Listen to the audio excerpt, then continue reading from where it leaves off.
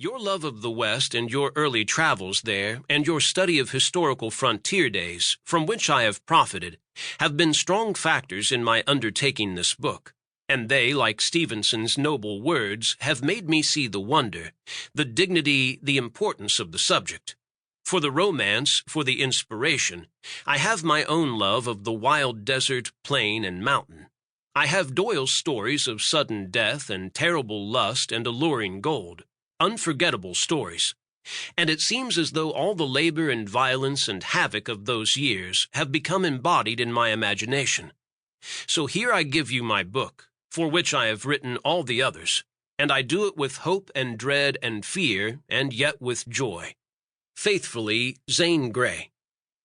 As was usual with Ripley Hitchcock, given a Zane Grey manuscript, he set about rewriting whole sections, altering the sequence of events and what happened to characters. To give but one example, in Grey's manuscript, Warren Neale fights with the reprobate gambler Durad and brutally kills him. Hitchcock altered this scene and had Durad survive the fight, although fundamentally maimed. Grey accepted these many changes, although they made the story almost as much Hitchcock's as his own, because it was his objective to rise to a higher plane of literature, and he was convinced that Hitchcock's editorial contribution could help him do it. After all, Ripley Hitchcock had been Stephen Crane's editor.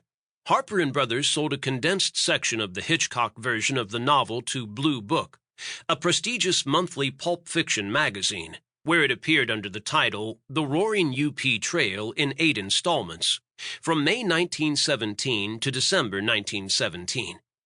Grey's ambition to write strictly psychological fiction in the future, rather than Western stories, would be altered by the critical praise in response to what Harper & Brothers titled The UP Trail. Grey wrote in his diary, "My power and my study and passion shall be directed to that which already I have written best, the beauty and color and mystery of great spaces, of the open, of nature in her wild moods. This decision has been a relief." To Ripley Hitchcock, he wrote on February 20th, 1918, "Much good has come to me in the way of significant appreciation since the UP Trail was published. It is like wine."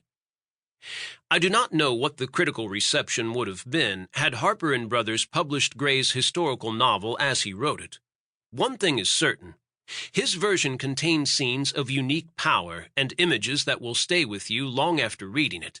There is also a psychological depth to several of the characters that was not customary in Grey's fiction prior to this novel, especially in the depiction of Allie Lee, following her survival of an attack by Sioux Indians, and in her captivity with Durad, and her later relationship with her biological father.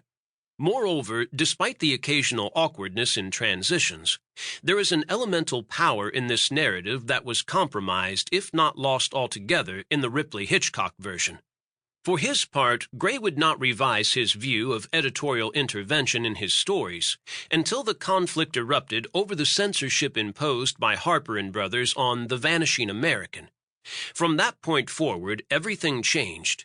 Yet thanks to the existence of Zane Grey's holographic manuscript at the Library of Congress of what now is titled Union Pacific, as readers of today were able to put aside all such controversy and experience directly what Zane Grey wrote, and what he himself described so aptly as the blood and lust and death, the epical turmoil, the labor of giants, the heroism and sacrifice of this wildest time in the opening of the West. Chapter 1.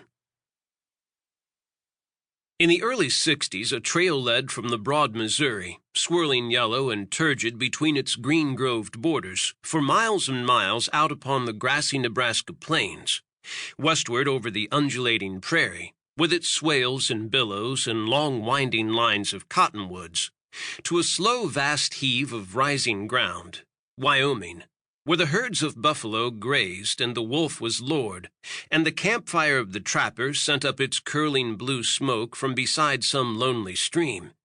On and on over the barren lands of eternal monotony, all so gray and wide and solemn and silent under the endless sky.